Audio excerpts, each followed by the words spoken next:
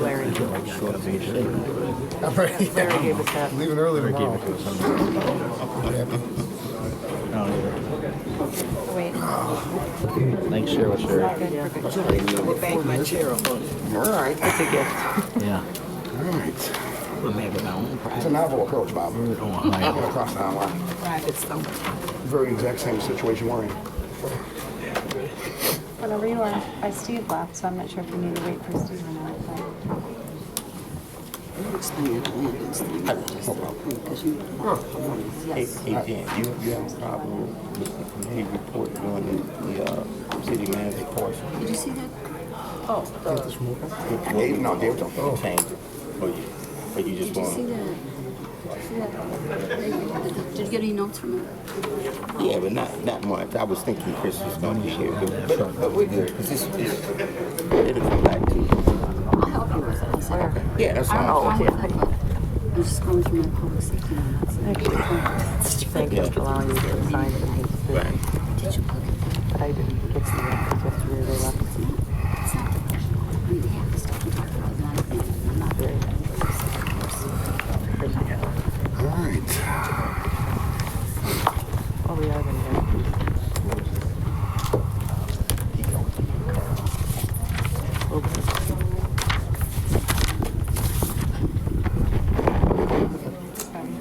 Ready? Sure. Good evening. Welcome to the City of Joliet's regular meeting of the Joliet City Council for Tuesday, July 16th, 2019. Honorable Mayor Robert Odekirk presiding. Tonight's invocation will be done by Deacon Carl Hebner from Holy Family Catholic Church, 2004 Mason Avenue. Please stand for the invocation and remain standing for the Pledge of Allegiance.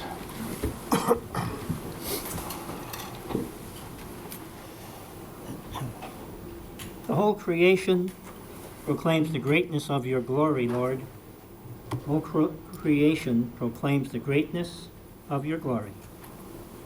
The world was created by the Word of God, recreated by His redemption, and it is continually renewed by His love. Let us pray. We give thanks to God, whose power is revealed in nature and whose providence is revealed in history. May all those who love and pursue justice work together without deceit to build a world of true peace. Be with the oppressed, Lord. Free the captives. Console the sorrowing. Feed the hungry. Strengthen the weak. We pray for those in our military, in our nation's military. We pray for our police officers, firefighters, first responders. Lord, protect those who protect us.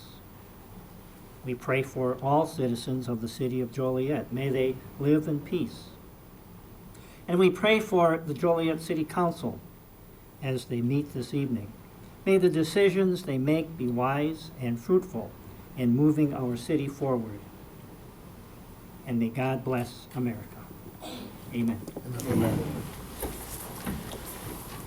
I pledge Allegiance to the flag of the United States of America and to the republic for which it stands, one nation, under God, indivisible, with liberty and justice for all.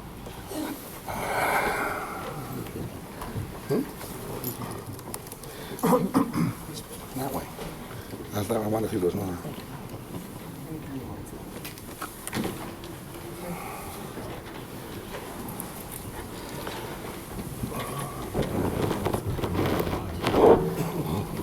Thank you.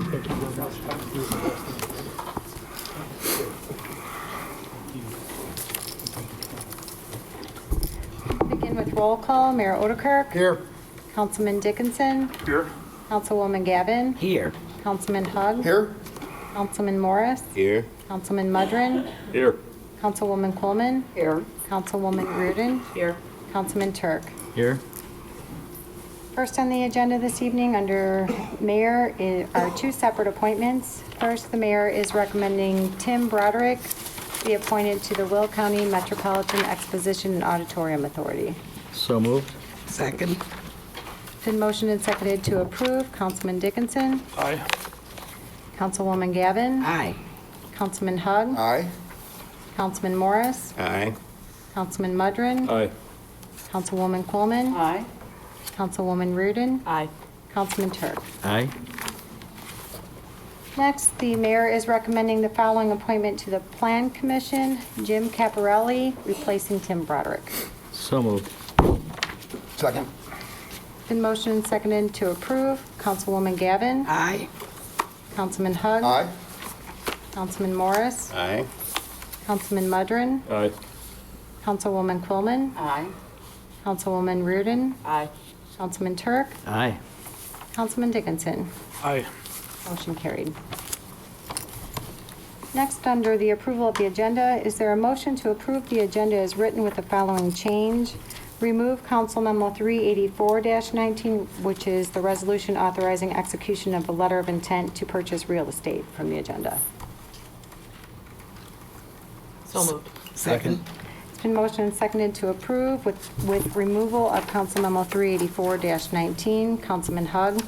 Aye. Councilman Morris. Aye. Councilman Mudrin. Aye. Councilwoman Coleman. Aye. Councilwoman Reardon. Aye. Councilman Turk. Aye. Councilman Dickinson. Aye. Councilwoman Gavin. Aye. Motion carried. Next is citizens to be heard on agenda items. Is there anyone present that would like to speak on an agenda item this evening?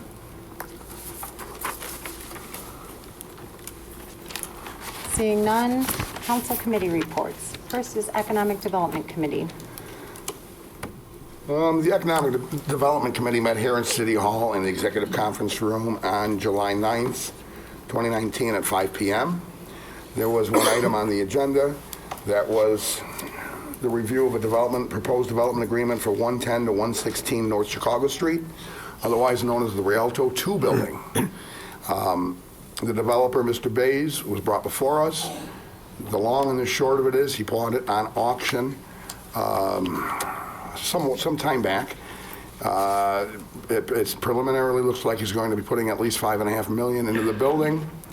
And he came before us asking only solely for the TIF, which is designed for such projects, and not at a 100% rate, but at a 50% rate of collecting off the TIF. The property virtually has no real tax value now because it was owned by the Rialto, the WMCEAA. Therefore, it was a nonprofit and had no real tax value. So in addition, in the agreement, there was an agreement to attach a $25,000 tax base with the TIF going, everything that's created above it with the improvement. We spent some time looking at the plan, asking questions, and I believe that I can confidently say we unanimously approved it for recommendation to all of you folks up here on the dais to approve this. It'd be great to see that building turned around, put back on the rolls. Some great plans, maybe a fantastic restaurant on the first floor. You're more than welcome to go to the city website and look up the minutes and such and see what some of the things that we're discussing was planned. It's an exciting plan for an older building that needs to be redone, and it's a very, very reasonable ask by the developer and a reasonable agreement with the city. Other than that, we had nothing else on our agenda. Did I miss anything? No. Nope. All right, then, Mayor, that would be my report for the Economic Development Committee. Thank you. Sure. Finance Committee report. Finance Committee comprised of Councilwoman Reardon and Councilman Mudrin and myself met this evening at 5:30 in the Executive Conference Room. The first thing on the agenda, speaking of old buildings, was a presentation from Project Burnham, a comprehensive plan to remodel the library's downtown building at 150 North Ottawa Street. The director of the library appeared before us, and the architects and some of their staff to show us the plans of what they envisioned the library campus would be downtown Joliet. They're still tweaking their figures, but rough numbers are it would be a $10.5 million renovation, and they would be looking at the city for about $6.5 million. They have $4 million that they can allocate at this time. We told them that we would look into it when we did our budget and see what kind of reserves we had at the end of the year. We approved the property, proposing renewal of the property and casual coverages, and there was about a 2.4% increase.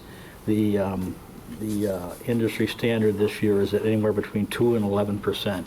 So it's right in the ballpark of where it should be. Discussion of the 2020 IMRF contribution rate.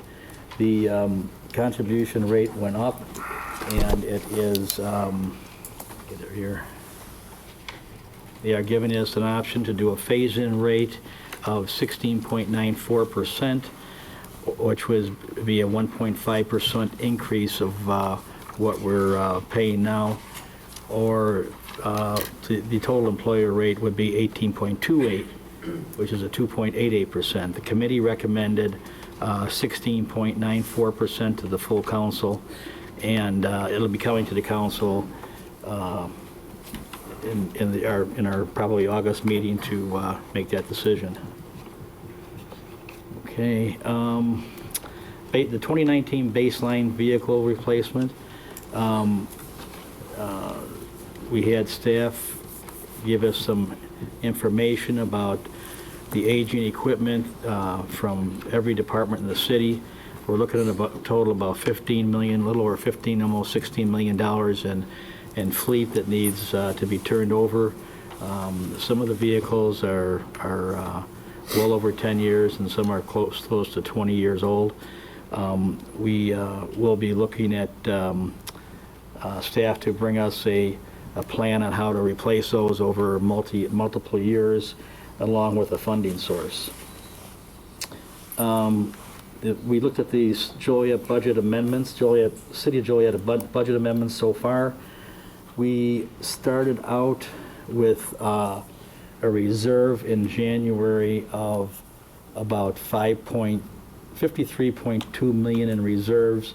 We've taken $5 million for projects out of that, which is about gives us about 26% of our budget in reserve.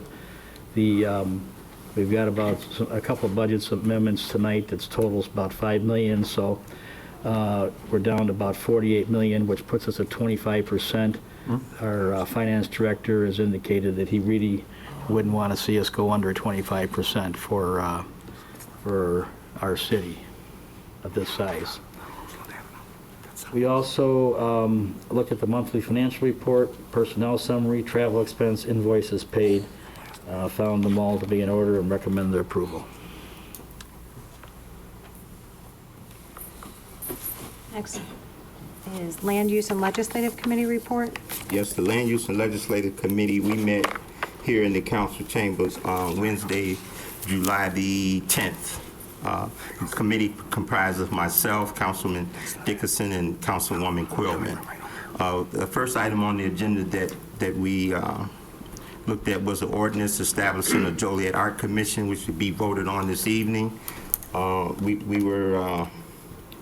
There was some discussion and some presentations and remarks by some of the, I believe some of the committee members of the commission, or maybe not official members at this point, but some artists, some people just concerned about bringing us a commission. As it was stated last night, we're one of the cities in larger cities in the state of Illinois that doesn't have an art commission.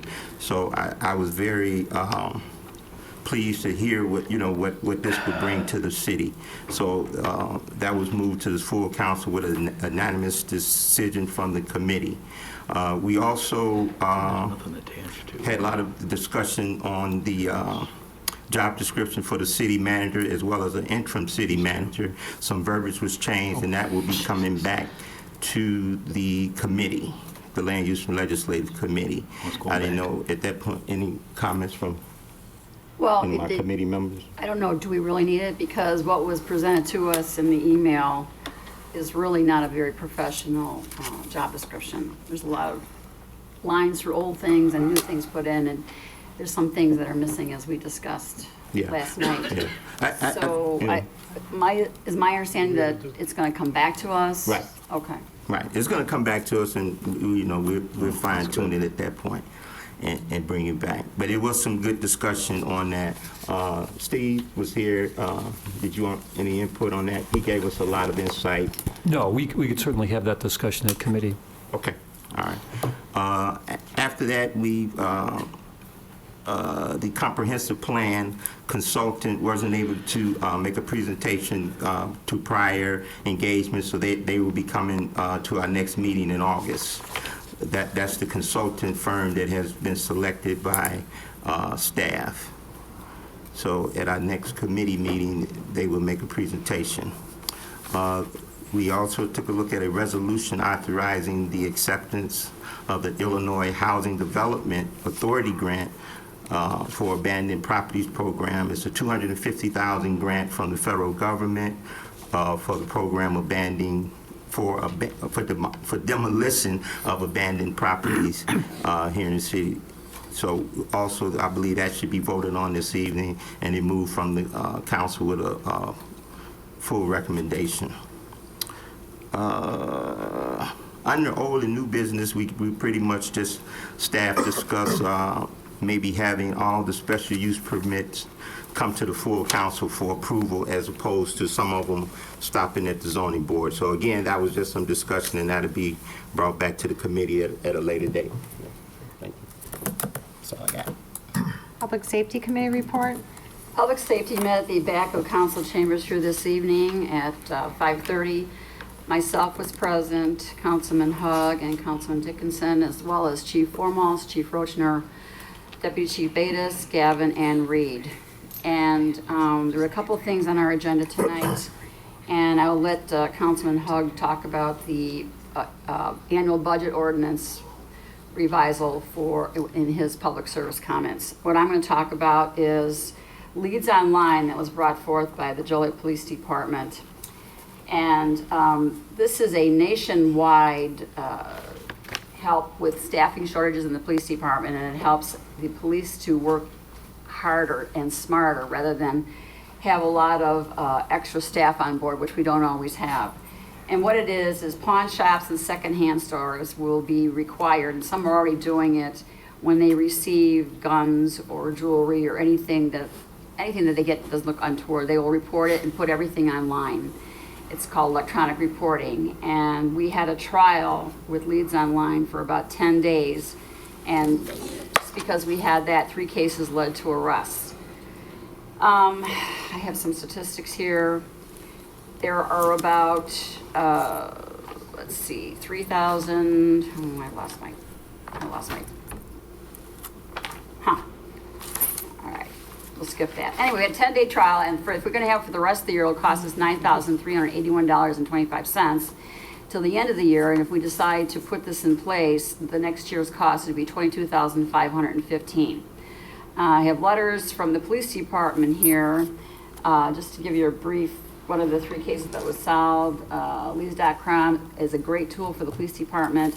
Every case I was assigned during the trial period, which had a serial number involved, I placed into Leads Online. And we were able to apprehend the suspects, and the increases the amount of solved cases due to the access and great reach of the system. So it's not just here. If someone pawns something here and goes to another town and it's online, they can automatically access that, and it will lead to the person that pawned the thing and to their arrest in the end. So we passed it unanimously at our committee. I wish I had those other statistics. I had the numbers. You don't have them here? Deputy Chief Gavin, do you have those numbers of all the people that we have that pawned things last year in the city? You don't have a number? Offhand. I had it written down, and Can you come to the microphone, please? Thank you. sorry, apologize for that. Too many papers here. I didn't have time to put my minutes online. All right. Since the beginning of the year, there's been 3,260 distinct people that have pawned items that have been entered in the Leads Online. Of that, 6,643 total tickets, resulting in 15,442 items. Many of those items are already reports in their system from Joliet PD that are, some of them are stolen items, some of them are from other criminal activity that now, if we do get Leads Online, we'll be able to track, and we get the information from the people that pawn those, which will help us solve many other cases. Cases that, quite frankly, at the time of the report was taken, we didn't have those solvability factors. Thank you. Thanks. So just to prove a point, you don't realize how many people actually pawn things in the city of Joliet and then go other places sometimes to pawn them off, and they're actually stolen goods. So all they have to do is go online, and these people that use the electronic reporting system, they just go online and make it easier for the police department, and we have to commend the pawn shops and secondhand shops. And eventually, once we get this in place, what we'd like to do, we talked about it a couple years ago, was also involve the jewelry stores around town as well. So I think it's a very good program. It's going to help tremendously with our police department. And like I said, we approved it unanimously for the council to approve later on. That's it. Public Service Committee report. Public service. First, let me acknowledge, I have this irritating little habit sometimes of neglecting to name the other committee members. When I gave my presentation earlier for the economic development, I needed to point out that Councilman Dickinson and Councilman Morris were in attendance as well as staff. Sorry, guys. It's all right. I do that from time to time. It's just No big deal. senior moment. The Public Service Committee met on the 15th, yesterday at 4:30 p.m. here in the council meeting chambers off to my right. In attendance on the committee was myself, Councilwoman Gavin, and Councilman Morris, as well as a slew of staff members from Public Works, Sewer and Water, Engineering. It was a pretty routine meeting. I will just go over briefly, since yesterday our interim city manager did go over much of what's on the agenda. We had 4 contracts we looked at. One was for the annual Spring Creek cleanup project. Another contract we reviewed was for a root control program that has been ongoing in Joliet. At some point in the older sections of town, budget allowing, we'll replace the clay pipe that still exists in some areas with more modern iron pipe. But until then, this is a pretty good program. It's a proprietary formula or chemical that they use that prohibits the roots from growing into, or kills them when they try to go into the tile, thereby preserving it, until we can do a under budget. And we've got a lot going on in our water sewer department, especially with the CSO project, until we can do a lining program, and then that would eliminate it and we can get rid of this program. So we did review that. We had a motor go out in one of our water pump stations that's been replaced. We had to buy a new one, and we looked at the initial road resurfacing contract and project for this year, reminding people, which comes out to just shy of $1 million total. But we have a second program that's right now being put together for bid, to go out for bid for contract, that will come a little later in the summer and early fall at $2.5 million and $500,000 per. But we looked at the initial $900,000 contract and looked through it. There's quite a few roads done. You can find that information on the city's website, I believe, under the contracts, and look at what roads will be done in the first round. Then we had a number of change order pay estimates and final payments. In short, most of them are just housekeeping. If you approve resurfacing, then you have to pass, well, I'm sorry, I get ahead of myself to ordinances. With the pay estimates, what you're closing up contracts, balancing out, sometimes getting a credit, sometimes getting a change order to pay more. We looked through all 5 of those items, found no problems. Then we looked at ordinance and resolutions, which is the housekeeping I was referring to. Most of that is approval of payment for everything we've approved prior to that, as well as approval of intergovernmental agreements, in this case for a 24-inch sanitary sewer improvement on Porter Street. On the southeast end of town, it will have to run through some unincorporated land that's not under our jurisdiction. So with Lockport Township, we had to come up with a intergovernmental agreement, no cost to us to run the pipe through there, but they have the right to run through there and maintain it. So the only other item, as the Councilwoman Quillman had mentioned that I'll bring up, is we did look over a budget amendment to accept an ambulance revolving loan from the Office of the State Fire Marshal at, I believe, just shy of 1.9%, which is extremely low interest. I wish I can get that on my credit cards. We do have a number of vehicles in all departments. We've, in the last 4 years, replaced quite a few. We have a ways to go. We're still playing catch up from the collapse years. And this ambulance needs to, they need to start replacing the ambulances, and this is a cost-effective way to do it, as opposed to taking it out of the budget and shorting other budgets right now. By spreading it out over 10 years at less than 1.9%, it's for a budget amendment of $100,000, because the loan will be a maximum of $200,000, and then anything above that we have to pay. And the estimate in previous purchases is that it should come in somewhere between $280 and $300 at the most. That's the next step when they spec out exactly what type of ambulance that they'll be purchasing. And I believe the chief had told us that's a 6 to 7 month build out on after that's decided. But it's just a budget amendment for us to pay up to $100,000 towards the purchase of this $300,000 ambulance. And all of the items were reviewed and vetted by the members of the Public Service Committee, and all received a unanimous vote to send it to you folks here on the dais to, with a recommendation to approve it all. And Public Service approved, a unanimous approval on the ambulance loan program too. So unless you guys have anything to add? You did well. Oh, thank you. And I didn't forget to mention you. So Thank you. that's my report, Mayor. Next is the Water Conservation Subcommittee Annual Report.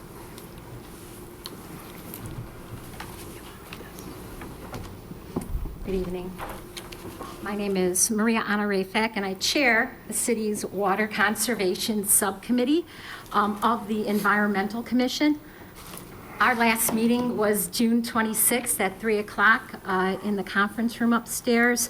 Myself, Mark Kaufman, and Environmental Commissioner Richard Rodriguez were in attendance, as well as Amy Wagner and Jeff Freeman from our Water Conservation Study. I thank you all for giving me the opportunity to speak to you, and I want to tell you just a little bit of what we've been doing. Many of you know what we've been doing on the Environmental Commission, but the Water Conservation Subcommittee was formed July of 2018, and in those months, you will find it online, we have been doing a lot of different programs. Our vision is that we can have access to sustainable water sources, that we can sustain kind of long-term availability. And how our committee does that is through incentivizing programs and policies, empowering citizens and business owners to educate through public interaction, and to motivate people into action to conserve.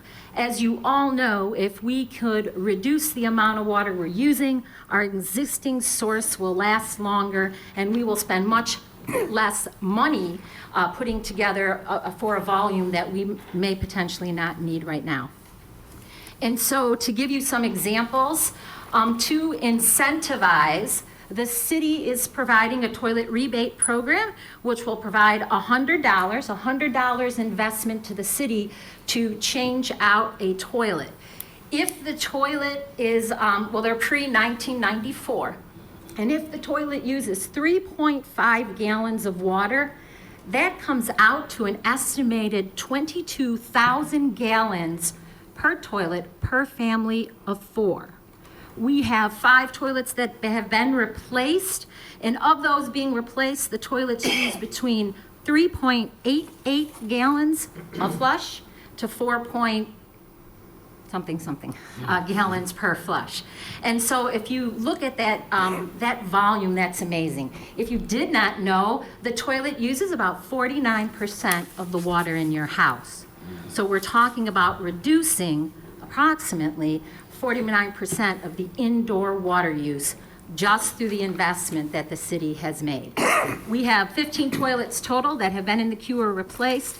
That equals, with the numbers that we have, well over 400,000 gallons of water annually. So this is something we are hoping that by incentivizing, we can save. To empower the students, we invite, to empower our citizens in the community, we invite you to our meetings where we are talking about these things. We are working through the CMAP 2050 13 best water management practices, and we're going down the list making these changes here at the city of Joliet. You could see some examples. by the free survey that was done by the state of Illinois, and we've made some changes right here, talking the talk. So if you visit the bathroom, read our signs, and you'll see that the city of Joliet is empowering and trying to educate as well. Many of you already know about our water conservation event with the county, Will County. It's going to be June 21st at 1 o'clock at our ball stadium. July 21st? July, thank you very much. July 21st, $8 to get in. We're going to give away, if you did not know, the most water-saving dishwasher happens to be made in Will County, and they are providing one as a giveaway. We'll also be giving away toilets, kits, different ways for residents to make a difference, and then to educate through these different events. Last but not least, we try to motivate people to take action, and we're trying to let everyone know that it's the little things that you do. We are working with industry, and we have some great ideas out to commerce. So before I leave today, I want to try to motivate a few of us into action.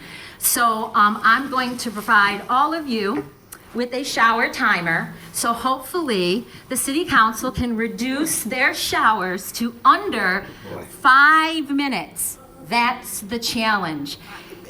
And then I'll get back to you on the hundreds of thousands of gallons of water that you 9 will save as examples to our community. Under 5 minutes. Try it. I don't take a shower or a bath ever. Under 5. Thank you. Jeez. You got it? Thank you. This is good. Thank you. Thank you. Change our phones to- This is 5 minutes, huh? Thank you very much. Yeah. Thank you, Maria. I show no other reports. Under consent agenda, approval of the minutes. It's recommended the minutes of the pre-council meeting held on July 1st and the minutes of the council meeting held on July 2nd, 2019 stand approved as recorded. Invoices paid report. It's recommended this report be received and placed on file. Council Memo 363-19, position vacancies. It's recommended the city manager be authorized to fill 2 fire battalion chief positions, 2 police patrol officer positions, and 1 public safety technology professional, and any subsequent vacancies which may occur. Council Memo 364-19, authorization to approve the proposed renewal of property and casualty coverages. It's recommended a contract with Arthur J. Gallagher Risk Management Services be approved for the 2019-2020 plan year. Is there a motion to approve said consent agenda items? So moved. Second. Been motion and seconded to approve. Councilman Morris? Aye. Councilman Mudrin? Aye. Councilwoman Coleman? Aye. Councilwoman Rudin? Aye. Councilman Turk? Aye. Councilman Dickinson? Aye. Councilwoman Gavin? Aye. And Councilman Hug. Aye? Motion carried. Under agenda items, Council Memo 366-19, motion to approve job descriptions for the city manager and interim city manager positions. Based on the land use and legislative report, I believe it's recommended this be removed from the council agenda and be brought back to land use and legislative. So moved. Second. Been motion and seconded to remove Council Memo 366-19 from the council memo agenda and bring it back to land use and legislative committee. Councilman Mudrin? Aye. Councilwoman Quillman? Aye. Councilwoman Reardon? Aye. Councilman Turk? Aye. Councilman Dickinson? Aye. Councilwoman Gavin? Aye. Councilman Hug? Aye? Councilman Morris? Aye. Motion carried. Next is Council Memo 367-19, motion to approve an employment agreement for interim city manager. It's being recommended this item be tabled to the August 6th council meeting. Motion to table. Second. Been motion and seconded to table Council Memo 367-19 to the August 6th council meeting. Councilwoman Quillman? Aye. Councilwoman Reardon? Aye. Councilman Turk? Aye. Councilman Dickinson? Aye. Councilwoman Gavin? Aye. Councilman Hug? No. Councilman Morris? Aye. Councilman Mudrin? Aye. Motion carried 7-1. Item 367-19 was tabled to the August 6th council meeting. Mayor, question? Yes. Now that it's been tabled, does that preclude us from discussing why it was tabled at any point during this meeting? No. Okay. Under licenses and permit applications, Council Memo 369-19, transfer of a Class E liquor license, Azteca Restaurant and Bar at 709 Collins Street. It's recommended Azteca be issued a Class E liquor license. So moved. Second. Motion and seconded to approve. Councilwoman Reardon. Aye. Councilman Turk. Aye. Councilman Dickinson. Aye. Councilwoman Gavin. Aye. Councilman Hug. Aye? Councilman Morris. Aye. Councilman Mudrin. Aye. Councilwoman Coleman. Aye. Motion carried. Council Memo 370-19, transfer of a Class C liquor license for 7-Eleven located at 325 South Larkin Avenue. It's recommended a Class E liquor license be issued to 7-Eleven at 325 South Larkin Avenue. I don't know, I can't remember. So moved. Second. It's been motioned and seconded to approve. Councilman Turk. Aye. Councilman Dickinson. Aye. Councilwoman Gavin. Aye. Councilman Hug. Aye? Councilman Morris. Aye. Councilman Mudrin. Aye. Councilwoman Coleman. Aye. Councilwoman Reardon. Aye. Motion carried. Council Memo 371-19, issuance of a Class E liquor license, El Mocajete Restaurant, Number 2, located at 1116 Hobart Road. It's recommended El Mocajete Restaurant 2 be issued a Class E liquor license. So moved. Second? It's been motioned and seconded to approve. Councilman Dickinson. Aye. Councilwoman Gavin. Aye. Councilman Hug. Krista, did you practice that? That was Did good. ask how to pronounce it. Aye? Councilman Morris. Aye. Councilman Mudrin. Aye. Councilwoman Coleman. Mokahate, aye. Councilwoman Reardon. Aye. Councilman Turk. Aye. Motion carried. Council Memo 372-19, issuance of a Class E liquor license, Ricas Carnitas Estilo Michoacan, located at 627 West Jefferson Street. It's recommended Ricas Carnitas Estilo Michoacan be issued a Class E liquor license. So moved. Second? It's been motioned and seconded to approve. Councilwoman Gavin. Aye. Councilman Hug. Aye? Councilman Morris. Aye. Councilman Mudrin. Aye. Councilwoman Coleman. C. Councilwoman Reardon. Aye. Councilman Turk. Aye. Councilman Dickinson. Aye. Motion carried. Under public hearings, Council Memo 374-19, ordinances and a resolution associated with Cobalt Commercial Subdivision. Although the item is recommended to be tabled, it's recommended we open the public hearing this evening to ensure anyone who came to address this has an opportunity, and then we will keep the public hearing open and table the item afterwards. Okay, would anyone like to speak on this item?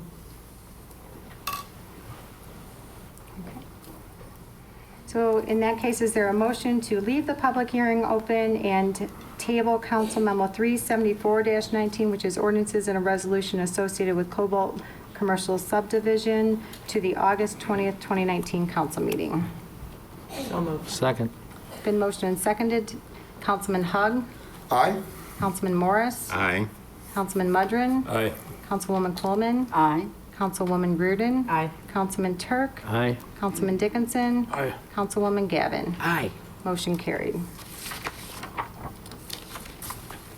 Council Memo 375-19, ordinances and a resolution approving the annexation of 2.81 acres located at 25722 Caton Farm Road, classification to R2 Single Family Residential Zoning, and approval of an annexation agreement. This includes an ordinance approving the annexation, an ordinance approving the classification to R2 Single Family Residential Zoning, and a resolution approving the annexation agreement of 2.81 acres at 25722 Caton Farm Road. It's recommended said ordinances and resolution be adopted. So moved. Second. Krista, we need to have a public hearing on this? Oh, yes, we do. I apologize for that. So, Is there anyone who'd like to speak on this agenda item? seeing none, we'll let the record show the public hearing was opened and closed. It was motioned and seconded to approve Council Memo 375-19, which is ordinances and a resolution approving the annexation of 2.81 acres at 25722 Caton Farm Road, reclassification to R2 zoning and approval of the annexation agreement. Councilman Morris? Aye. Councilman Mudrin? Aye. Councilwoman Coleman? Aye.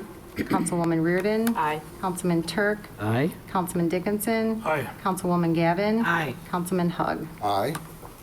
Motion carried. Under ordinances, Council Memo 377-19, an ordinance amending the 2019 annual budget for the City of Joliet and authorization to approve change order number 1 and payment request number 1 and final for the temporary Chicago Street parking lot improvements 2019. It's recommended said ordinance be adopted. So moved. Second.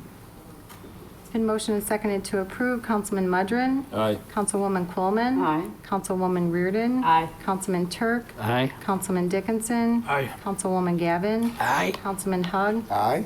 Councilman Morris. Aye. Motion carried. Council Memo 378-19, an ordinance to set a date and time for and to approve a public notice of a public hearing for Amendment Number 3 to the City Center Tax Increment Financing Redevelopment Plan and Project. It's recommended said ordinance be adopted. So moved. Second. In motion seconded to approve, Councilwoman Coleman. Aye. Councilwoman Reardon. Aye. Councilman Turk. Aye. Councilman Dickinson. Aye. Councilwoman Gavin. Aye. Councilman Hug. Aye. Councilman Morris. Aye. Councilman Mudrin. Aye. Motion carried. Council Memo 379-19, ordinance amending the 2019 annual budget for the City of Joliet and accept an ambulance revolving loan from the Office of the State Fire Marshal. It's recommended said ordinance be adopted. So moved. Second. Been motioned and seconded to approve. Councilwoman Reardon. Aye. Councilman Turk. Aye. Councilman Dickinson. Aye. Councilwoman Gavin. Aye. Councilman Hug. Aye. Councilman Morris. Aye. Councilman Mudrin. Aye. Councilwoman Coleman. Aye. Motion carried. Chief Formals, did you and your staff locate this?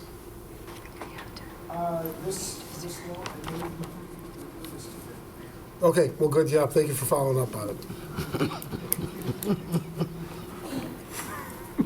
Council Memo 380-19, an ordinance amending the 2019 annual budget for the City of Joliet to hire an IT professional for the police department. It's recommended said ordinance be adopted. So moved. Second.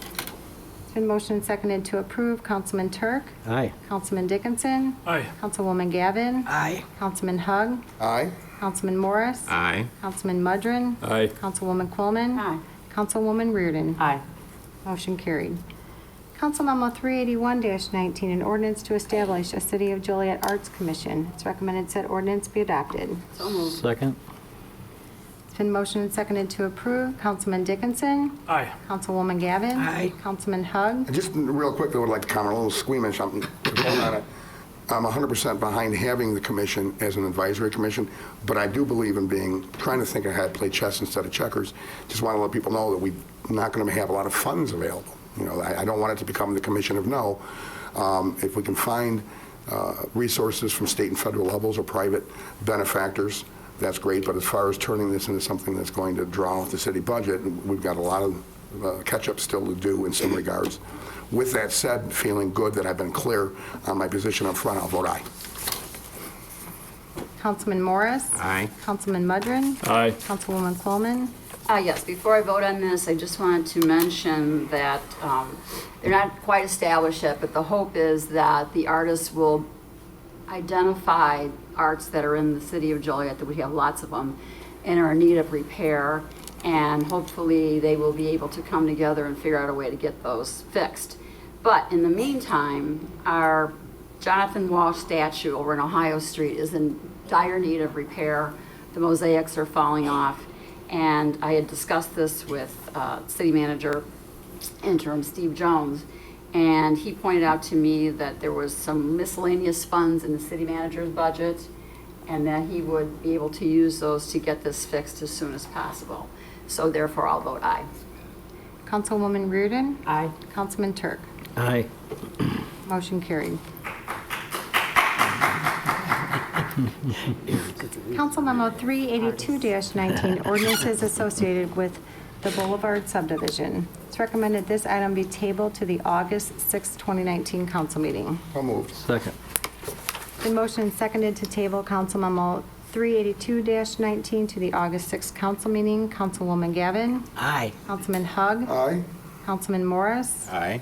Councilman Mudrin. Aye. Councilwoman Coleman. Aye. Councilwoman Reardon. Aye. Councilman Turk. Aye. Councilman Dickinson. Aye. Motion carried. Under Resolutions, Council Memo 383-19, a resolution authorizing execution of a development agreement for 110-116 North Chicago Street. It's recommended said resolution be adopted. So moved. Second? It's been motioned and seconded to approve. Councilman Hug. Aye. Councilman Morris. Aye. Councilman Mudrin. Aye. Councilwoman Coleman. Aye. Councilwoman Reardon. Aye. Councilman Turk. Aye. Councilman Dickinson. Aye. Councilwoman Gavin. Aye. Motion carried. Council Memo 380. Krista? Yep. John, you want to say? Yes. My name is John Bays, and I just want to thank the mayor and the city council for working with me on the taxes on this property. I'm sure you're aware, I bought a lot of, I only bought failed things and spent a lot of things in Joliet. And make a long story short, I came to Joliet when I was 22 years old, making 50 cents an hour in West Virginia, came here on a bus. And as of today, I've invested $150 million in Joliet. And I want to continue doing this. And I don't want you to think I'm not paying taxes. I think I'm the largest taxpayer in Joliet, maybe in the whole county. I pay millions in real estate taxes. But to bring new people, I'm trying to do the same thing you're doing. I'm trying to bring new people to Joliet for a better place to live and a better place to work. I spend a lot of money here. And this is not the city that I get my income from. I work in other states. And some of the states pay me millions for my expertise to come and take over failed big things in other states. But I want you to know I love this city, and I'm going to stay here, and I'm going to keep buying. You keep working with me, and I will keep rebuilding Joliet like we've been doing. Thank you very much. Thank you, John. Thank you. Council Memo 384-19 was previously removed from the agenda. Council Memo 385-19, a resolution accepting an intergovernmental agreement with Joliet Township to install a 24-inch sanitary sewer on Porter Street. It's recommended said resolution be adopted. Thank you. So moved. Second. I'm trying. Been motioned and seconded to approve. Councilman Morris. Aye. Councilman Mudrin. Aye. Councilwoman Coleman. Aye. Councilwoman Reardon. Aye. Councilman Turk. Aye. Councilman Dickinson. Aye. Councilwoman Gavin. Aye. Councilman Hug. Aye. Motion carried. Council Memo 386-19, a resolution appropriating motor fuel tax funds for the Phase 3 engineering services for the Washington Street over Hickory Creek Bridge Improvement Project 2018. It's recommended said resolution be adopted. So moved. Second. It's been motioned and seconded to approve. Councilman Mudrin. Aye.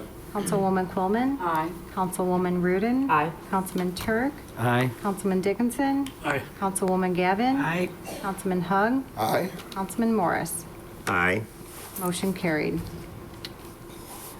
Council Memo 387-19, a resolution appropriating motor fuel tax funds for the 2019 MFT roadways resurfacing contract B. It's recommended said resolution be adopted. So moved. Second. Been motioned and seconded to approve. Councilwoman Coleman. Aye. Councilwoman Reardon. Aye. Councilman Turk. Aye. Councilman Dickinson. Aye. Councilwoman Gavin. Aye. Councilman Hug. Aye. Councilman Morris. Aye. Councilman Mudrin. Aye. Motion carried. Council Memo 388-19, a resolution approving the CDBG 2019 Annual Action Plan to the 2015-2019 Consolidated Plan. It's recommended said resolution be adopted. Move to approve. Second. It's been motioned and seconded to approve. Councilwoman Reardon. Aye. Councilman Turk. Aye. Councilman Dickinson. Aye. Councilwoman Gavin. Aye. Councilman Hug. Support all but the $90,000 in there earmarked for a project that was ill-fated, known as the Evergreen Terrace Project. And we were promised that there'd be no city dollars. Now we're well over 25 or 26 million. And that 90,000 could be used in other portions, other areas right around there to help folks instead of going to a private firm. Yada, yada, yada. What I mean by that is this has been litigated again and again over the last 6 years. So I do want to make it clear publicly that outside of that $90,000 discrepancy, I support the rest that's in there, but I'm going to vote no because that $90,000 waste of money is in there. Councilman Morris? Aye. Councilman Mudrin? Aye. Councilwoman Quillman? Aye. Motion carried 7-1. Council Memo 389-19, a resolution accepting a grant from the Illinois Housing Development Authority's Abandoned Residential Property Municipal Relief Program. It's recommended said resolution be adopted. So moved. Second. It's been motioned and seconded to approve. Councilman Turk? Aye. Councilman Dickinson? Aye. Councilwoman Gavin? Aye. Councilman Hug? Aye. Councilman Morris? Aye. Councilman Mudrin? Aye. Councilwoman Quillman? Aye. Councilwoman Reardon? Aye. Motion carried. Your bids and contracts, award of contracts. Council Memo 391-19, award a contract for the 2019 Hickory Spring Creek Cleaning Project. Council Memo 392-19, award a contract for the 2019 Sewer Root Control Program. Council Memo 393-19, approve the repair to the Well 23D motor. Council Memo 394-19, award a contract for the 2019 Roadways Resurfacing Contract B. Council Memo 395-19, purchase 2 Segway SE3 patroller units for the Police Department. Council Memo 396-19, renew portable radios maintenance agreement. It's recommended Council Memos 391-19 through 396-19 be approved. So moved. Second. Been motioned and seconded to approve. Councilman Dickinson? Aye. Councilwoman Gavin? Aye. Councilman Hug? Aye. Councilman Morris? Aye. Councilman Mudrin? Aye. Councilwoman Quillman? Aye. Councilwoman Reardon? Aye. Councilman Turk? Aye. Motion carried. Under amendments, change orders, and payments, Council Memo 398-19, approved change order number 12 for the 2017 Sanitary Sewer Rehabilitation Program. Council Memo 399-19, approved change order number 1 for the emergency sewer replacement on Allen Drive. Council Memo 400-19, approve amendment number 1 and payout number 4 and final for Phase 3 engineering services for the Washington Street over Hickory Creek Bridge Repair Project 2018. Council Memo 401-19, approve change order number 2 and payment request number 1 for the Rowell Avenue West Half roadway improvements 2017. And Council Memo 402-19, approve payment of the 2019 wastewater discharge NPDES permit fees. It's recommended Council Memos 398-19 through 402-19 be approved. So moved. Second. Been motioned and seconded to approve. Councilwoman Gavin? Aye. Councilman Hug? Aye. Councilman Morris? Aye. Councilman Mudrin? Aye. Councilwoman Quillman? Aye. Councilwoman Reardon? Aye. Councilman Turk? Aye. Councilman Dickinson? Aye. Motion carried. Next is the city manager's report. Thank you. 2 quick items. One is to give a real shout out to the mayor and Allison Swisher, our utilities director, for a luncheon that was held today to acquaint some of the other Will County communities with what Joliet is doing with regard to our water study. It was the first meeting to really engage those folks outside of the city of Joliet, and really to find out who may be interested. I mean, we're all running out of water. I mean, it's just a question of time. And obviously, intergovernmental cooperation and working together means that there's a cheaper solution for everybody. So we look forward to some of the surveys being completed by these other communities, bringing back data to our own environmental commission, and then hopefully showing that it's not just Joliet who's venturing into this very expensive opportunity, but we've got a region that's going to support it as well. So we'll certainly keep you involved, but nice job, both of you. And the last item is to let you know that I did reach out today to the firm of GovHR, who's the firm who was most recently involved in the recruitment for city manager for the city. I've asked them to put together a work schedule for us to begin the process of recruiting the full-time permanent position of city manager. Once I get that report, in a general timeline, I'll certainly share it with council. As an FYI, we have found out that because of the fact that our last city manager left within a 2-year time frame, the consulting fee portion of this contract is waived, and we're probably looking at expenses probably between $7,500 and $10,000 for the total. So some of the discussions we've had in the past about the uncertainty of the cost of recruitment I think we're getting a better handle on that, and certainly I will do all I can to expedite this process. And that's the end of my report. Thank you. New business not for final action or recommendation. I have nothing. Yes, Mayor. We briefly skipped over memo 36719. That was a motion to approve, or not approve, but to approve an employment agreement for interim manager. And it's been tabled.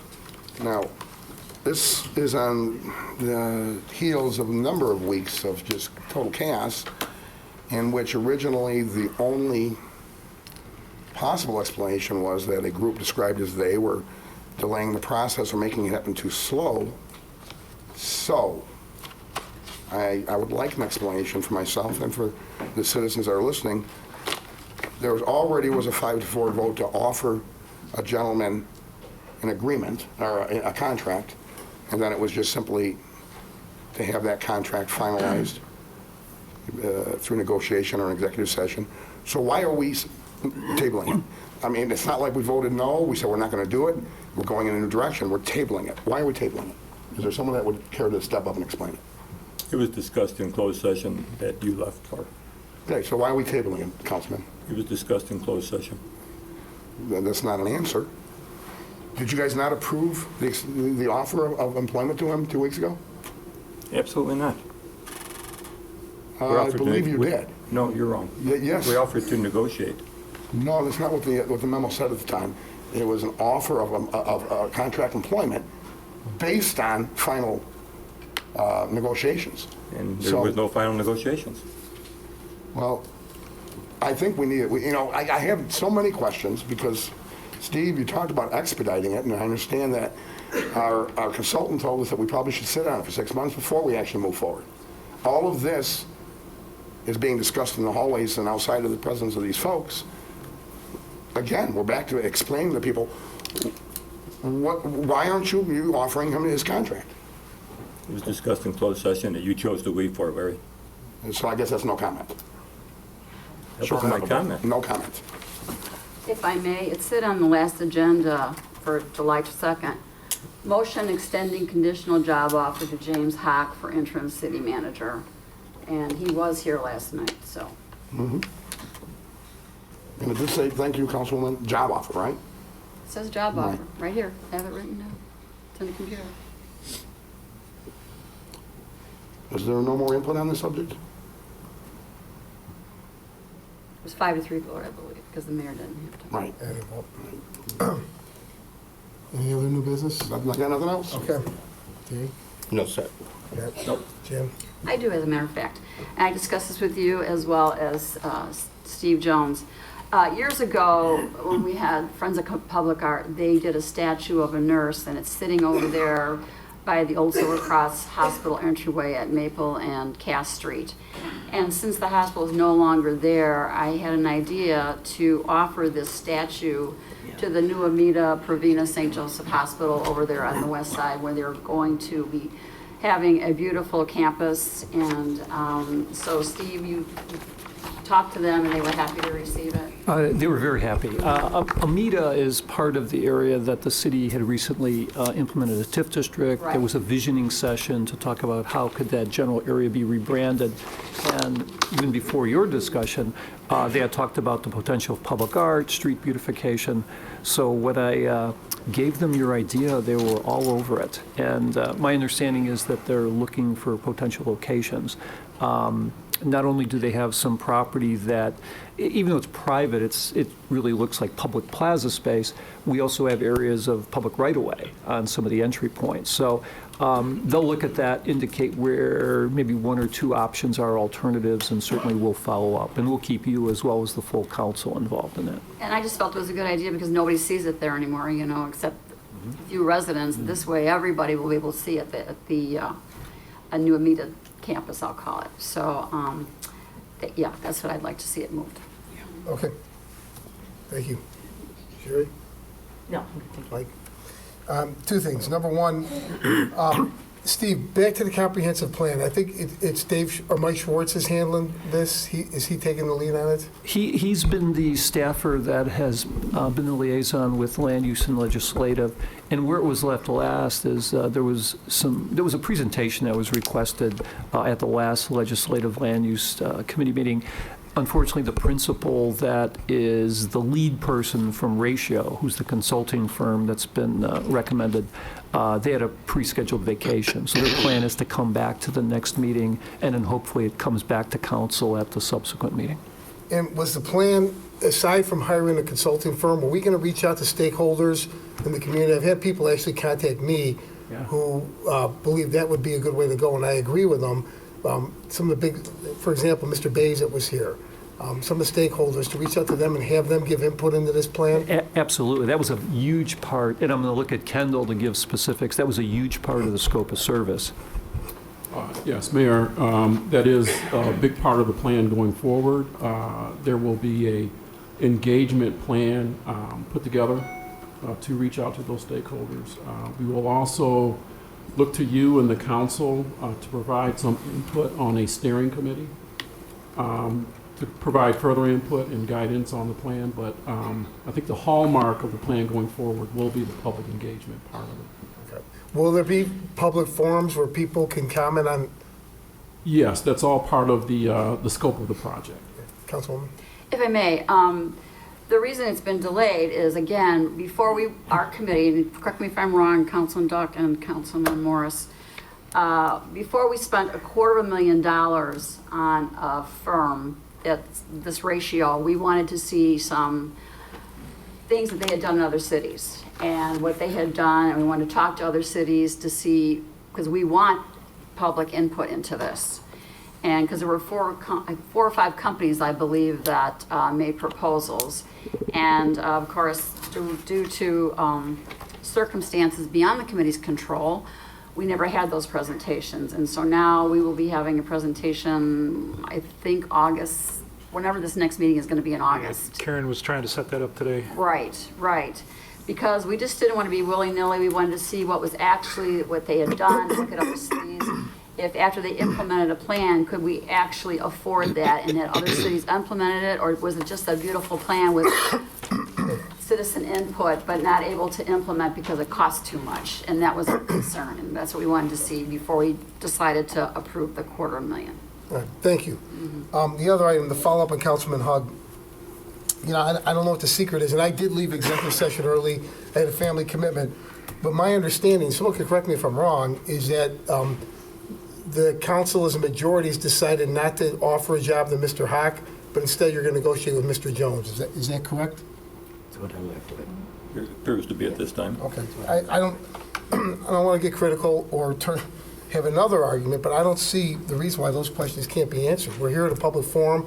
I think it's been part of the problem in this process is the backroom dealing that's going on. So I have no problem saying that that's the direction that the five-member majority has decided to take. And certainly, I think it's going to be on the next agenda, I believe, a motion to extend the contract to Steve Jones. Is that correct, Steve? As far as we know? That is pretty much the direction I left the meeting with yesterday. Again, it's probably the answer you were looking for. Well, no, the other additional answer was, after all they put us through and the controversy with Mr. Hawk, I'd like to know why they're not going with Mr. Hawk. Did he come into the meeting yesterday? He was here. And did he demand something you weren't aware of before you took the vote 2 weeks ago? Did he change what he was demanding? Well, that I can't answer. So that wasn't my decision. So. All right. And, well, I appreciate you speaking out, Mayor, and you did open the door, but I'm curious, there were some preliminary discussions, obviously people would see, prior to the vote to offer a contingent employment offer. So everybody who voted yes knew what he was going to ask for, so I guess I'm asking is, did he ask for something different? There was no preliminary discussion. Preliminary discussion was, would you be interested in... No, Councilman, there was an executive session when he brought him in for the quote-unquote interview 2 weeks ago, 3 weeks ago. To ask him if he would be interested. It's not the only thing we talked about, and you know it. We knew exactly what he was asking for. Did he change his mind? Did he change what he was asking for? Well, That's my new business, Well, so. my only comment is, I didn't respond to what went on in closed session because everybody's always blaming everybody else for being a leak in closed session, and I don't talk about what goes on in closed session. Right. So, I mean, Mary, you brought it up. I'll verify it, exactly. That's what happened. Yeah, I'm not asking for who said what, but I think the public has a right to know what direction Absolutely. we're headed. Absolutely. It was voted by 5 of you 2 weeks ago to extend the contract offer, and then it gets tabled tonight without a word. So I think people are owed an That's no problem. explanation. I made a comment at the last meeting, I wanted to see it in writing what he was asking for. I didn't like what he was asking for. I'll say it right now. So, Exactly. that's where I'm at. And if I could speak to, Your Honor, if Yeah, I may. real quick, I know in the interview in executive session, the number that he said he was going to ask for is what was presented last night.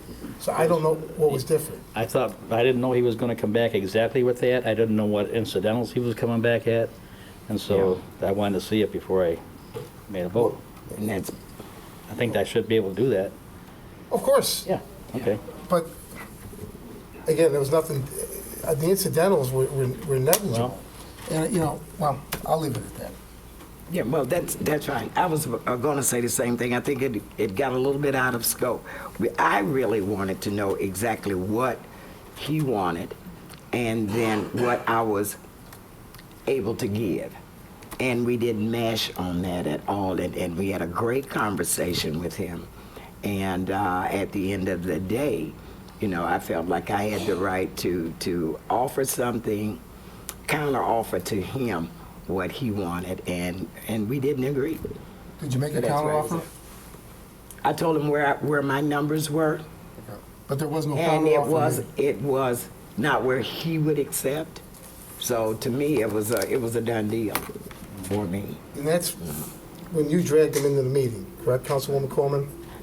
Well, yeah, because I didn't want him to be sitting out there, no one talking to him, and he was just sitting out Well, there. If I may, Your Honor. Yes. If I may. I think we hadn't got to the point where, in the conversation, because I got up myself to go get Mr. Hawk, to bring him into the conversation.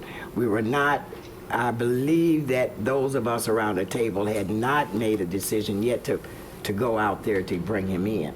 Councilwoman Quillman did go out and bring him in, and we finished that conversation, and that was it. All right, well, that's the new business. That's where we're at today. So Exactly. I would expect in 2 weeks that there'll be an agenda item to hire Steve Jones as the interim city manager. Mayor? Yes. I left something out of my new business, not for final action. I need to ask Steve and Marty where they're at with presenting us designing our new procedure to release the tapes.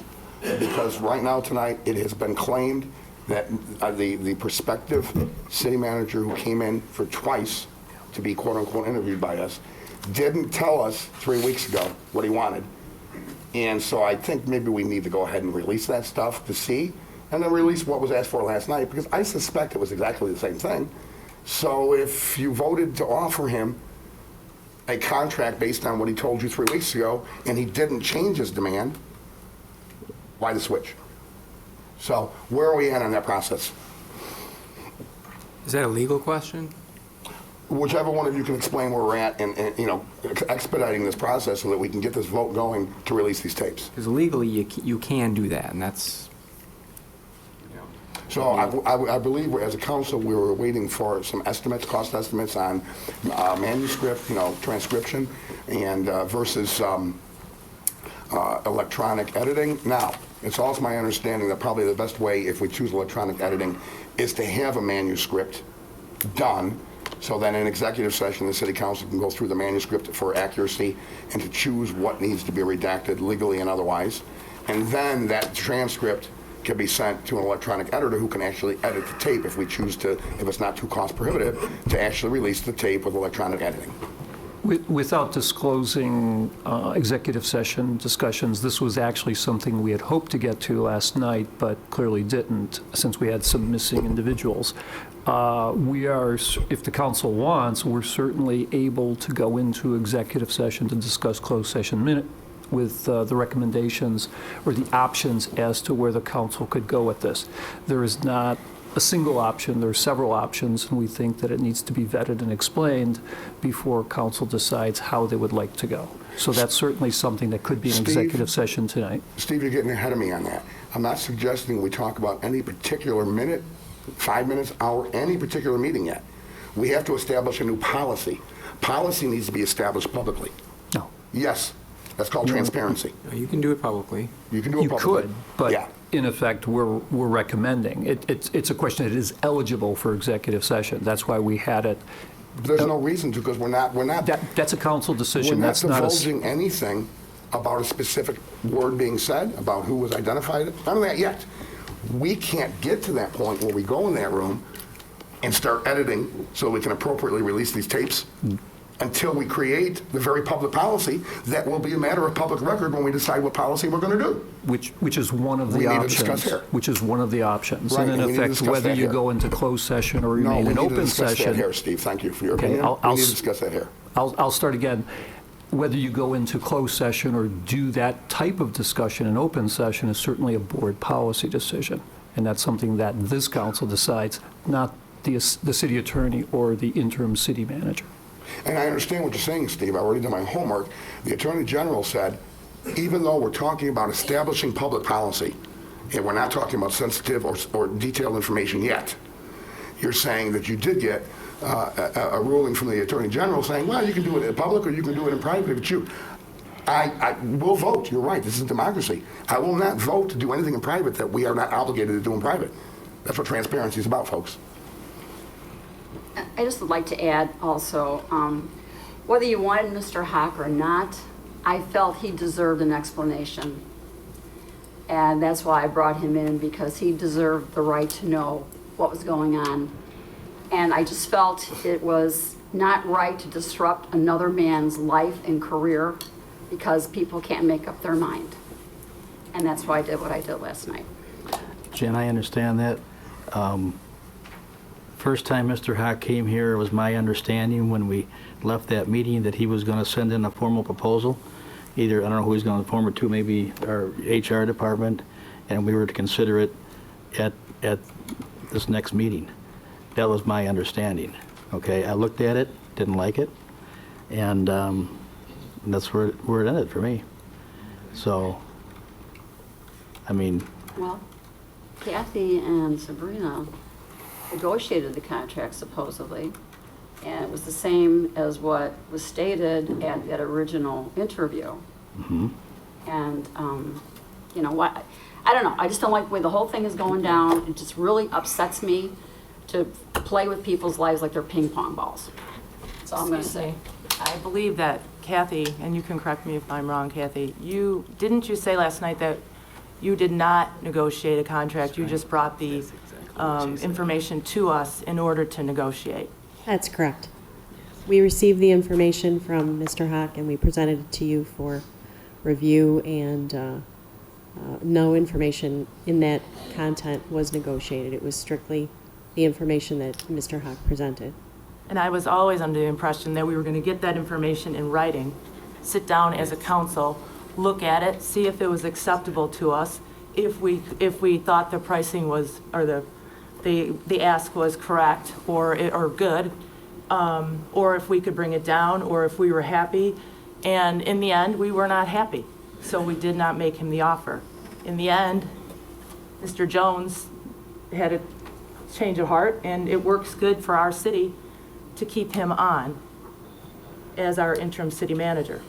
Oh, you're gonna discuss what we talked about in closed session now? Well, apparently we can. Apparently. Oh, and let's talk about everything then. Yeah, it's my understanding that the contract was negotiated. So if that was wrong, then I was given wrong information. But with the proposal that we had last night was the same thing that he talked about and the first night of the interview. Nothing had changed. Let's talk about it. Let's talk about what happened. Okay. We were given a very one-page sheet last night, and which was exactly what he said 3 weeks ago. Exactly what he came in and told all of us he wanted. Nothing changed since 3 weeks ago. He didn't ask for a certain amount 3 weeks ago and all of a sudden triple it and say, I want $1 million. He didn't do that. He said 3 weeks ago, before you guys voted 5-3 to offer him a contingent position, He said, here's what I'm going to be asking for. And you guys said, fine, we're going to vote you a contingent. He didn't change it. So what changed? That's why it's so important to release these tapes. He did not change his ask. What changed for me was when I saw it that night, I wasn't happy with it. I thought he was going to, and we told him we had a concern that night with it. I thought he would come in with a different proposal. We had him in there last night. He says, that is my proposal, and that's it. And why he was here last night, I don't know. I don't know why he was here last night. Apparently he did it on his own to come down here, because I have no idea why he was here. Well, I guess, Councilman, with all due respect, my question is very simple. You're objecting to what he asked for last night, which is exactly what he asked for 3 weeks ago, and you didn't object back then. And then in between, you voted to offer him a job. No, I didn't. Councilman, okay. did you read that again? I did not offer him a job. This is just ridiculous. Could it be the pressure from public opinion that changed their mind? I don't know. I think so. I don't think so. I think so. I believe that, I know I did, had an opportunity to negotiate. And then when there was no negotiation, then I had to go with what I felt. I thought we were going to negotiate. Kathy said those were the numbers that he brought in. There was no negotiation. I gave him my numbers where I thought it would work for me. It didn't work for him, so I thanked him for coming. Marty? Yes, sir. Steve? Marty from the legal standpoint, Steve for the administrative organization. There will be a executive session meeting that I will call for. I'm giving you plenty of notice for next Monday or Tuesday, whichever people prefer. We are going to discuss privately, folks, why we can't discuss publicly what I think we should discuss publicly. And then when we're done doing that, we'll bring it back out here probably. I want that on the agenda. I'm tired of being stonewalled on this issue. All right, well, that's all I have for new business. That's right. Next is public comments. First is Kanika Morrow.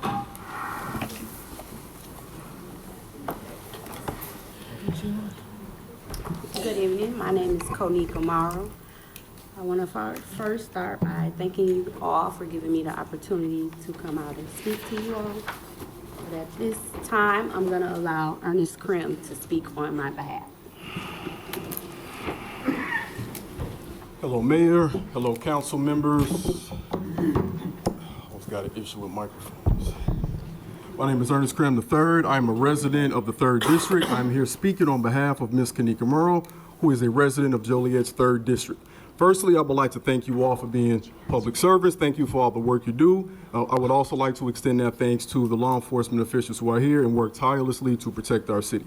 I am here today to speak to you about an incident that occurred on Tuesday, July 9th.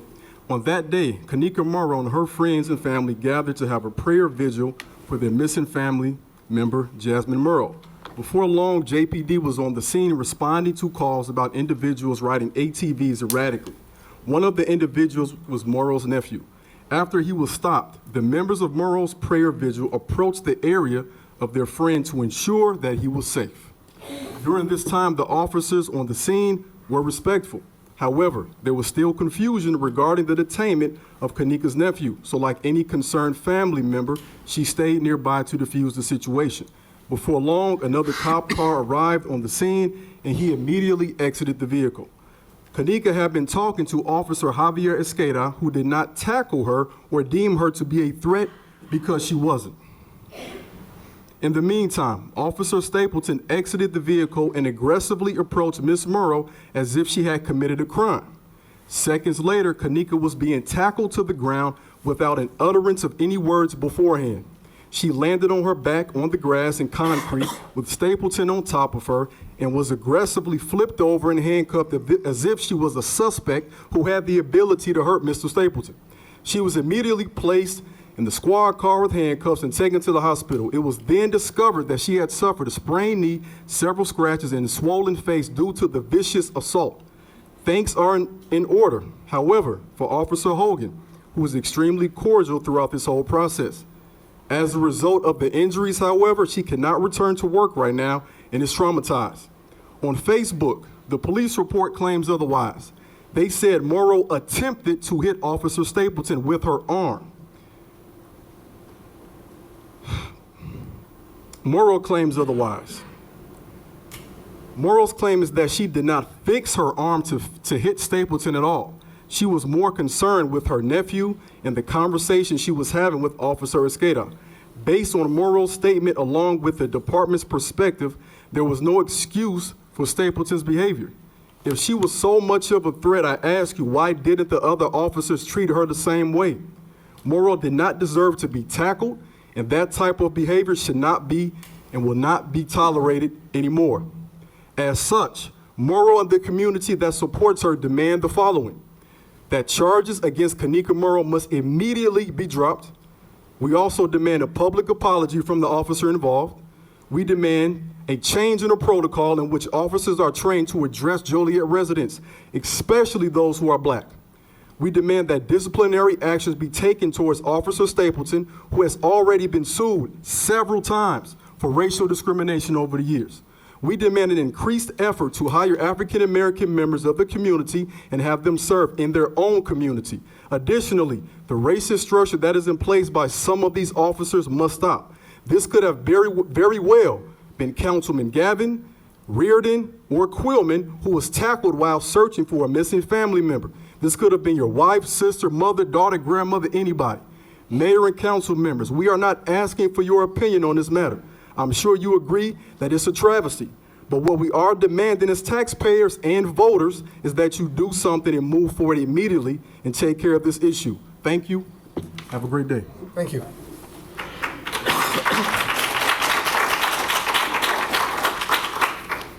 Is there anyone else that would like to speak on a public? Just one more. Good evening, members of the City Council. I just wanted to ask, so Councilman Quillman, you stated, you read from the agenda item, that there was supposed to be a vote taken this evening on an offer that was to be extended to Mr. Hock, and that had been discussed previously of what he wanted. Why wasn't there a vote taken?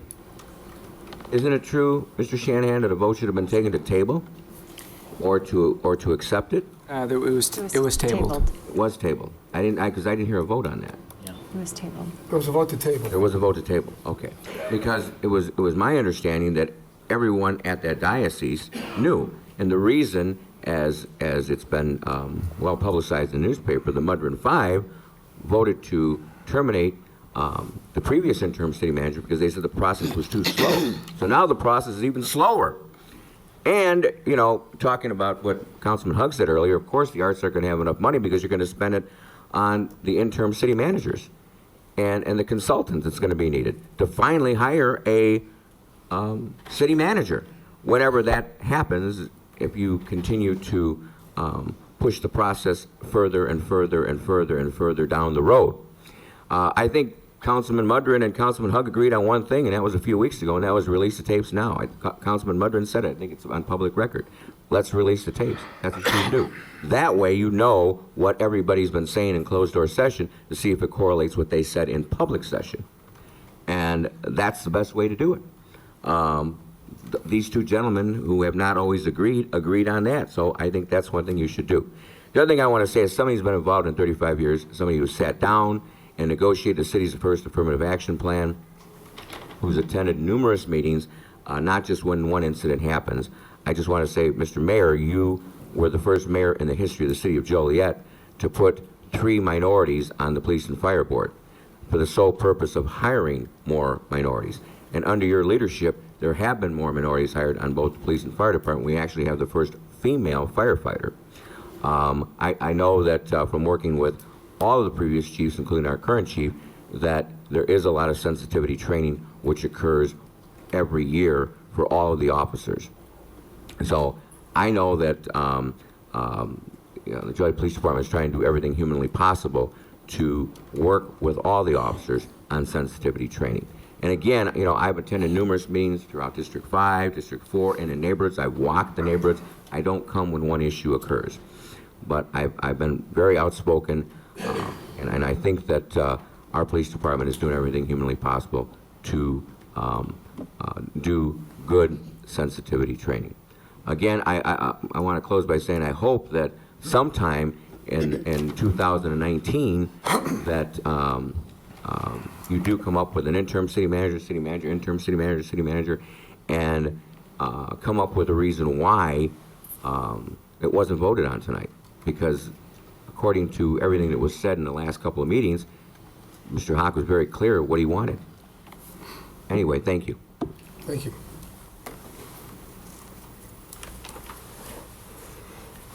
Hello.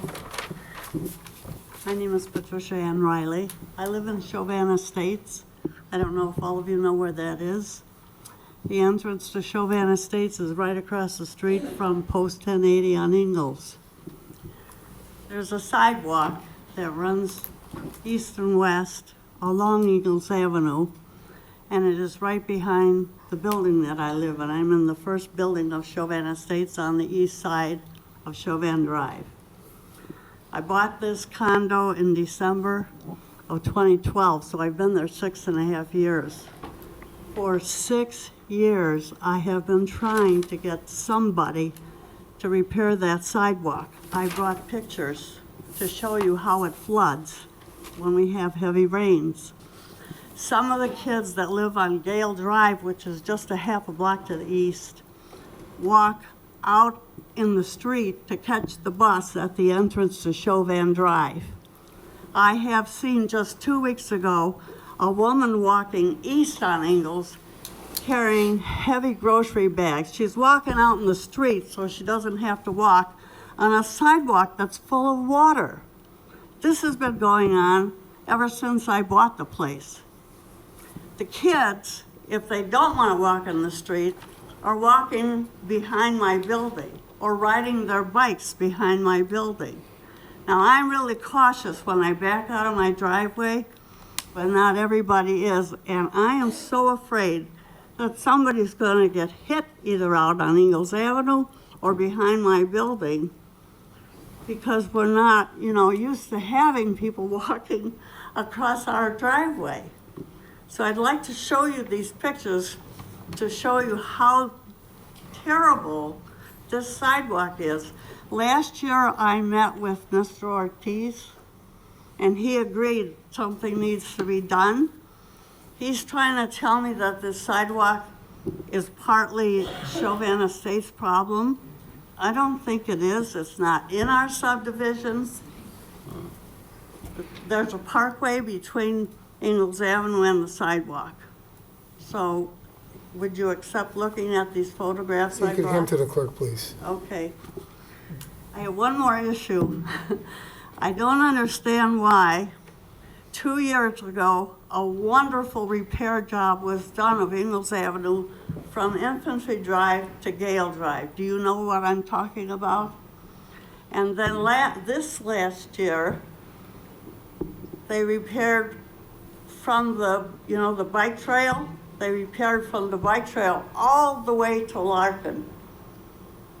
Why did they leave from Gale Drive to the bike trail unfinished? It's terrible. It didn't make any sense to me. Is there a problem with who's responsible for that one? It's not even a block. Jim?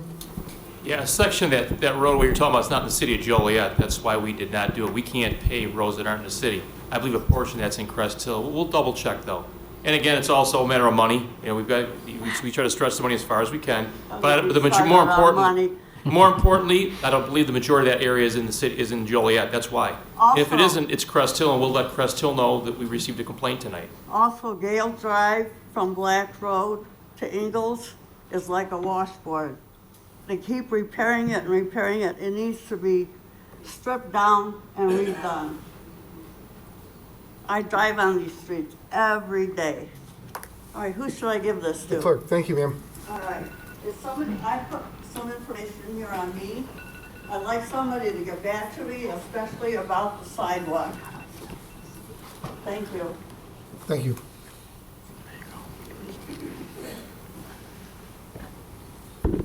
Good evening, Mayor, council members. I'm Garland Mays. I'm president of the Forest Park Neighborhood Council. Most of you all know me. I want to get up here to talk about the issues that's going on and has been going on in our city for the last week or so. Last night we had a neighborhood council meeting which the chief of police and deputy chief of police, they joined our meeting. to talk about those issues. Tonight, I just want to address the council as we move forward to really look at body cams as we move forward. I know that it's been brought up before. I had a discussion with the chief last night concerning it, and I know that he's working and he's not against getting body cams. I think it provides a safety net not only for the residents, for the Joliet police officers, and for the city as well. It's a huge investment, but I think one that's worth it. You know, myself, I've been working tirelessly in Forest Park area and to change that our area. And when things happen around the city, I try to always be a part of it or have my council be a part of it or some way or somehow. And so as we move forward, I really want this council and mayor to look forward to have some discussions about body cams.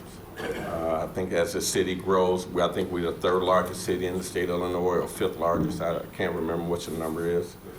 3rd largest, thank you. And I think that it's time for us to probably look at that. Taxpayers say, well, that's another tax we're going to have to pay, but I think it's one I think it's worth it. I think that's worth it. I fully support our Joliet Police Department.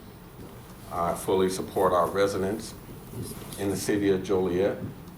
And I really look forward to having these discussions as we move forward. And I think it starts with discussion. Mayor, if I may. Yes. I appreciate that. That was discussed briefly this evening and with the deputy chief and myself. And I said we need to start the conversation about body cams to not only protect our police department, but residents as well. It is very expensive, but they're going to look into it and bring some proposals back to a public safety meeting in the near future. So the conversation has already started, but thank you. And I just wanted to reiterate, That's I good. appreciate it. Thank you. All right. Thank you. Have a good evening. How do you feel? Didn't get into it.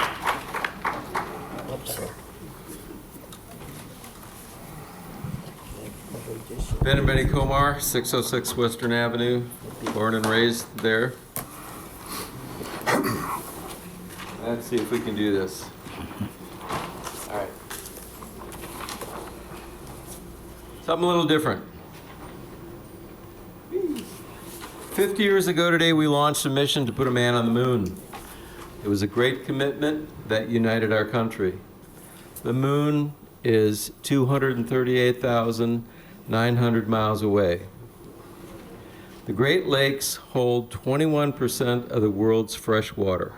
Here's the world. There's the Great Lakes. Yeah.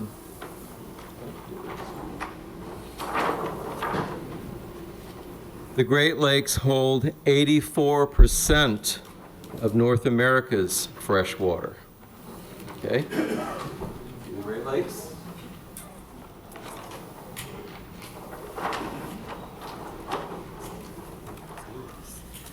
Lake Michigan is 34 miles away from Joliet. Right down here.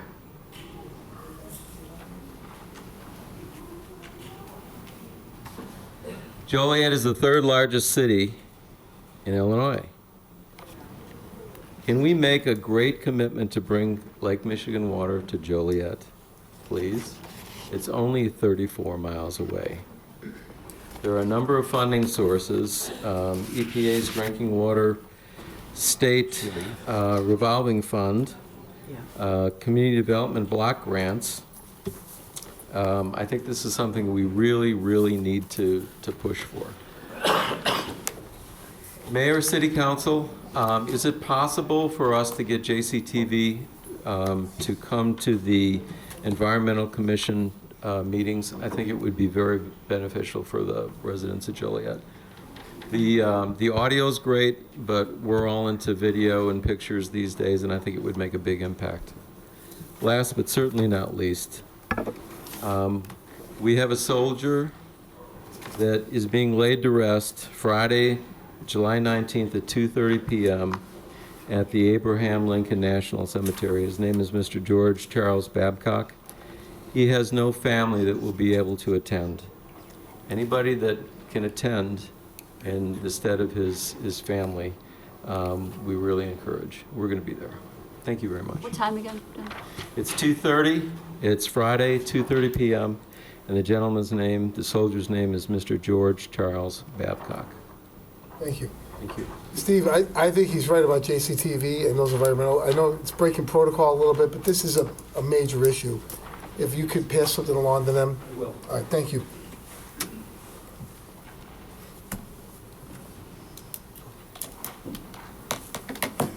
Dear God, most gracious, most merciful, I'd like to greet the council. Greetings of peace be with you. Briefly, I just want to say, express to you some concerns that I have, that I actually expressed previously, and feel the need to express again. According to the Constitution of the United States of America, the slave was considered 3/5 human.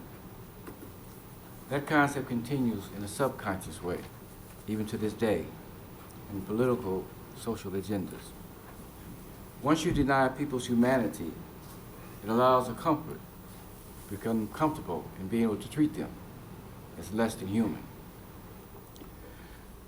Such as to take a child of less than 100 pounds and body slam her. To take a child, an 11-year-old, and body slam her and hold guns on her. These and other dozens of other acts are things that have been done to black women. I won't give you a long list of them. I'm sure if you keep up with the news, you know that there's quite a few of them.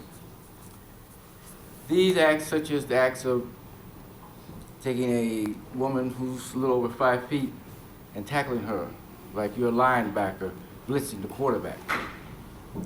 These acts were carried out, as I said, on black women who were deemed to be less than human, only 3/5 human. Further, the subconscious justification of this type of thinking for disregarding people's humanity in the United States Supreme Court, when the highest judge of that court, Chief Justice Roger B. Taney, in his majority opinion on the ruling regarding the Dred Scott decision, wrote, "The Negro has no rights which the white man is bound to respect." Now I know the instant rebuttal to that is, well, things have changed since then, and this is not the same type of society. And I grant you that. That is very true. A lot has changed since then. But let it sink in that people who have been defined as 3/5 and told in their books and the documents of this nation these things. Just think of how you would feel personally if this was part of the heritage that brought you about. The political, the Constitution, even though the society has changed and the political climate has changed, the Constitution continues that declaration, despite the amendments modifying the Supreme Court decision regarding Dred Scott. That ruling, nor Taney's majority opinion, has ever been overturned. It has never been overturned. Worst of all, and the most damning thing, is that society continues to carry the spirit of that constitutional article, and that majority opinion continues to carry the spirit of the Supreme Court's ruling, that the spirit of Taney's majority opinion. If it did not, and understand what I'm saying, if it did not carry that spirit still to this day, in this century, incidents like the ones I mentioned, that we hear about on the news continuously over and over and over again, would not exist. They would not exist. And I'm constantly trying to implore you, this city, not to follow in that trend. Because I stand here before you as one of those who was defined as 3/5 human. One of those who was told that I have no rights, but 7 of you up there are not bound to respect. And I tell you, that carries, and that carries. Can't go into the whole science of how, science has shown that the DNA has shown that trauma carries from generation to generation. I'm trying to get you to understand how we might feel when these things happen to us. You're at the 4-minute mark. If you could wrap it up, please. But only through your actions. So what is your, I want to know what is your moral position on these matters. Because the true answer will come only through your actions. But only through your actions will moral leadership be given to your police department. Only through your action will the people deemed to be fit human be treated with dignity and pure, full humanity by your police department. And only through your actions will the small crop of bad police be continued to allow to hide behind protocols. This is not a condemnation of police, just a bad one. And only you can determine your actions. Thank you, sir.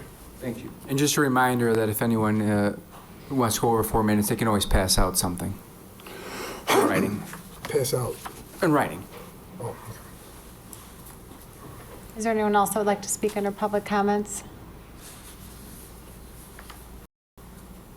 Very, very good people who have a PAC camp.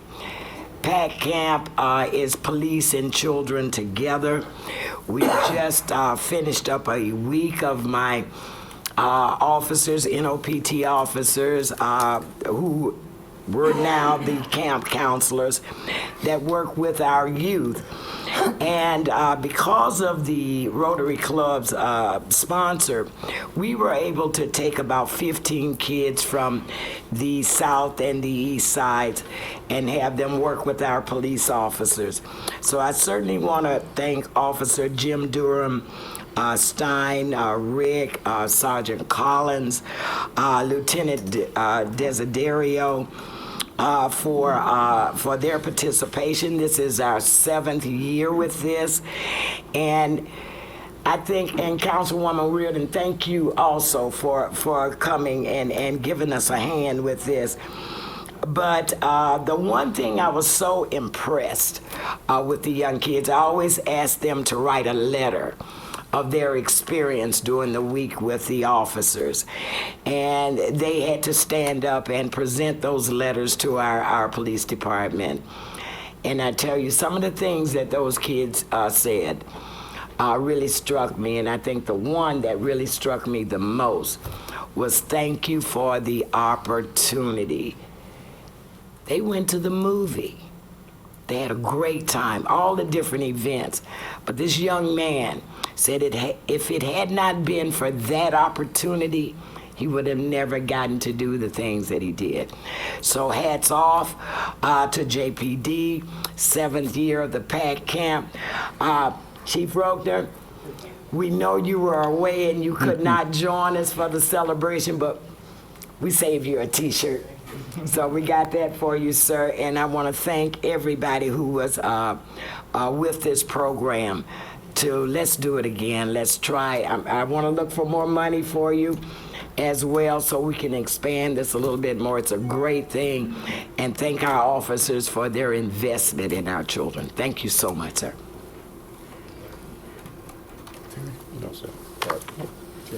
Yes, I have quite a few things, sorry, but they're important. I talked to Kendall earlier because about a month or so ago, we tabled a development or a rezoning development down by Cedar Creek, and we tabled it till September because we told the citizens that we would take another look at it. So can you give us a little update on that, Kendall, please? Certainly. Councilwoman, as you may know, there are 3 neighborhoods that Cedar Creek makes up, 2 single-family and 1 duplex. So staff is currently looking at the build-out of each neighborhood in terms of how many current houses are there and how many permits we've issued over the last several months. So we'll be finalizing that report. Also, I think there was an inquiry about the notice that went out for the first meeting. So we're looking at, we had increased our notice from 300 feet to 600 feet. Not quite sure if that captured that. A lot of people said they didn't get that. Yeah, so we'll increase that to include the entire 3 neighborhood subdivision so that everyone gets a notice when that meeting comes back up. I believe staff has already reached out to the petitioner and asked for a reposting of their sign as well that provides information on the next meeting that's coming up.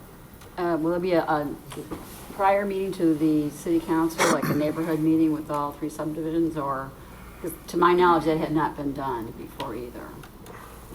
If that is the request, we can reach out to the petitioner and have them schedule something. They did have a meeting, I think, prior to, Oh, they did. It coming to the Plan Commission. So that meeting was had. And I can't remember if we summarize it in the report or not, but we'll make sure that we do that. Okay, thank you.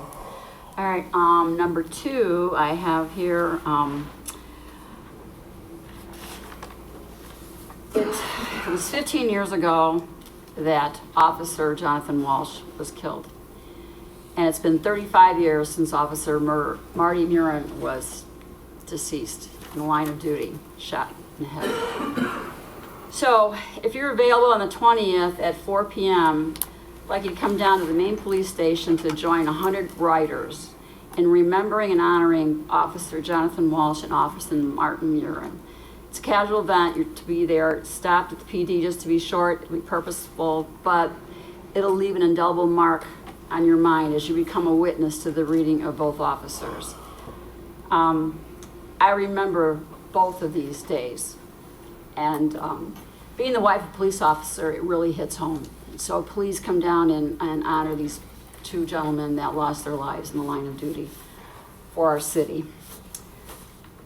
And last but not least, I hope it's a better year for you, Marty, but I hope you have a nice, happy birthday on Thursday. Celebrate with your family. That's all I have, Mayor. Thank you. Thank you. Sure. I just want to say thank you to Betty for inviting me to the PACT celebration. It was very moving for me. And I don't know who got more out of it, the officers or the kids, because they seem to just love each other. I've already started looking for funding for next year for you because this has to continue on. So thank you very much. Thank you so much. Just a couple of things. I just want to thank the staff at Bicentennial Park and everybody who was involved with the July 3rd fireworks display. Those who donated to it and the businesses, and it was a great crowd. It was a great show, and it was a great family event. And also to thank the Joliet Park District and all the donors, Mr. Darcy, and all the community people in the community who donated the money for the fireworks at the 4th of July at the stadium. Another great family event that was very well attended. Thank you. I want to echo Mike on July 3rd and July 4th. Those were both great events. Thank you to the Chamber and to the staff at Bicentennial Park for putting those on. And then also last week, the Speedway gas station meeting was held at the Universalist Unitarian Church. I was there with Councilwoman McCormick and Councilwoman Reardon. There was a good community turnout. I'll be frank, they raised a lot of good points. I think our staff needs to take a long look at that. I know the Plan Commission is going to on Thursday, so thank you. That's all I have. Is there a motion to adjourn? So moved. Second. A motion and second to adjourn. All in favor? Aye. Meeting adjourned. No closed session. No, in 2 weeks. I'm upset. I'm hurt.